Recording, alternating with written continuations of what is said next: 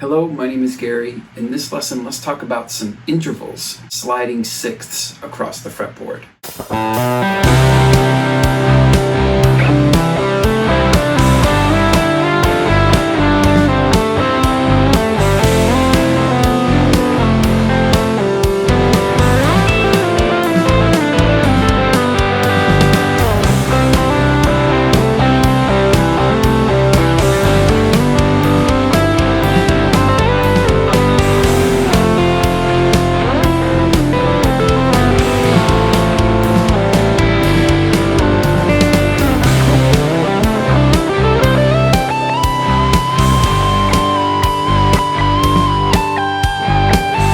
Click the link below that will take you over to practicetheguitar.com, and there you can practice all of these sixth intervals across the fretboard. I have this 2-stage exercise that goes through all of these intervals at 15 different tempos. Click that link below.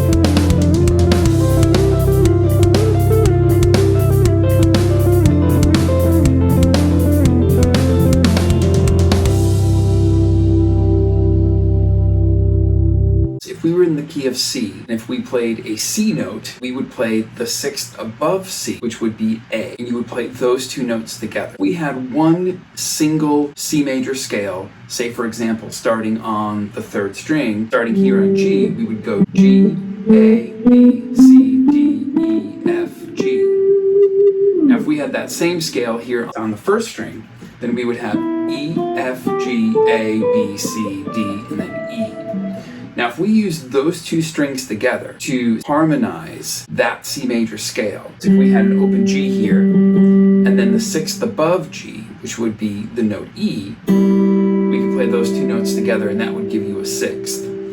Now, if we moved up to A, and then we played F together, which would be the 2nd fret on the 3rd string, and your 1st finger on the 1st fret of the 1st string, that would be F and A, which is also outlining an F chord, as well as a D minor. Now, if we move that up again, we would have B and then G. Now here would be C and A. That's that first interval I was just talking about. Here's D and B, E and C, which is really the top part of a C chord, F and D, and then G and E again.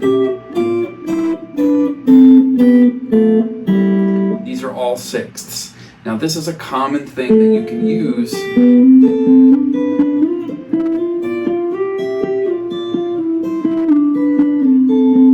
little things like this, sliding back and forth between the two strings. And you can do this on varying strings, say for example the 4th string and the 2nd string.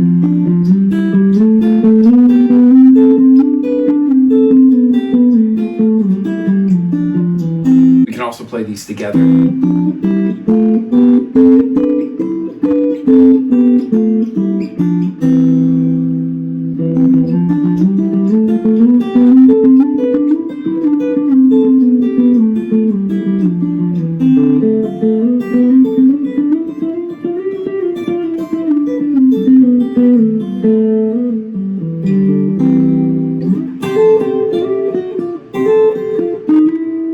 Gives you some really cool harmonized lines that you can use in your solos. Let's talk about the frets and the places that you would play sixths on the 1st string and on the 3rd string. Again, starting here, open 3rd string, then the 1st string open, that's G and E, both of those notes not fretted. I'm also just using the right hand here, pick, and then the 1st finger on my picking hand to play those notes together. You could also just get rid of the pick, just use your fingers as well.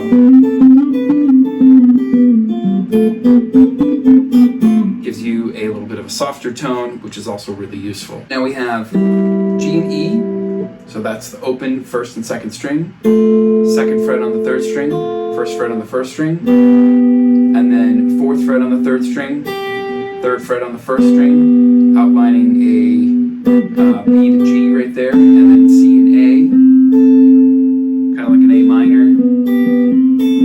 and then we got D and B, and then right here we got the 9th fret, and then the 8th fret on the 1st string, that's E and C, 10th fret on both strings, 3rd and 1st string, that's F and D, and then your G and E again, which is the same thing as this, just up an octave. This would be up an octave from the 1st and 2nd fret.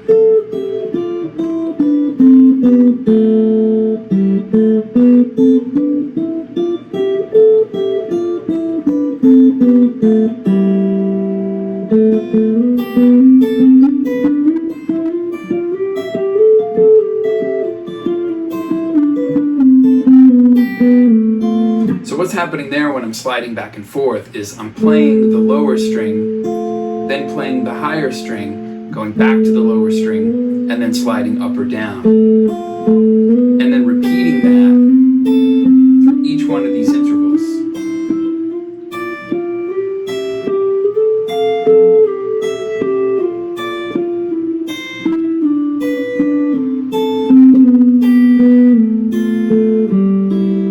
We can also move this to the next set of strings, just like what I was doing before. But it's the same pattern. Just doing the lower note, then playing the higher note, and then going back to the lower note, and then sliding to the next position.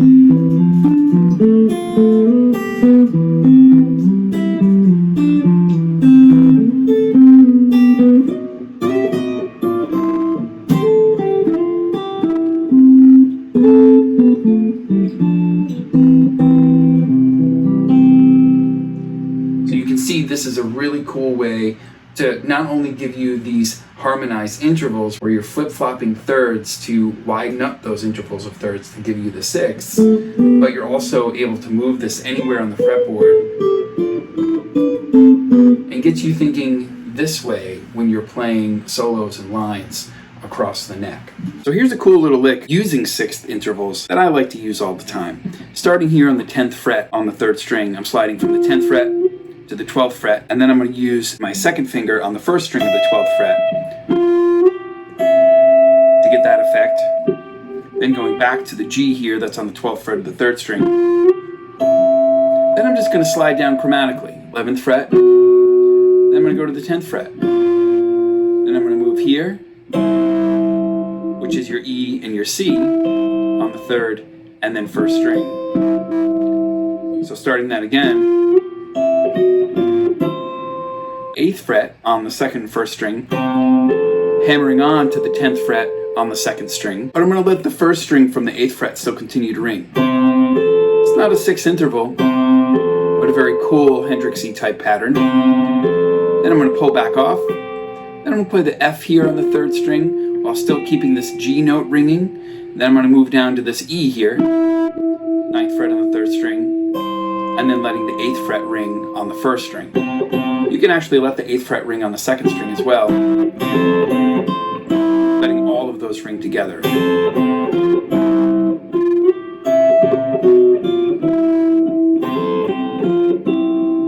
And you can see I'm facilitating all of those notes ringing by just using hybrid picking. You can use your fingers. You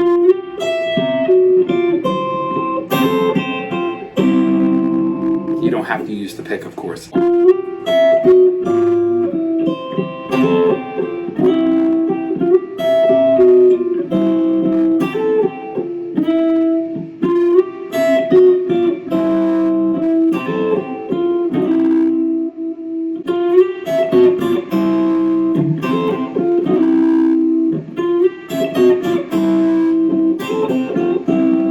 You could also add to that. Once you resolve this C, you could add this note here, which is the C on the 4th string, giving you a C, E, G, and another C, which is the C major chord. You'd have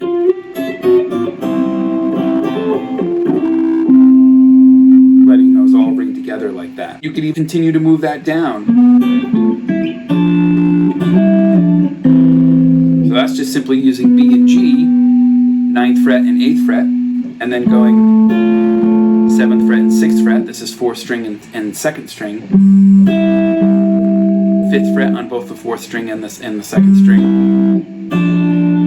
3rd fret, both those same, that's F and D. Slide back up, slide back down, and then resolve it here on the E and the C, which is just another inversion of a C chord. So then you get this nice long line.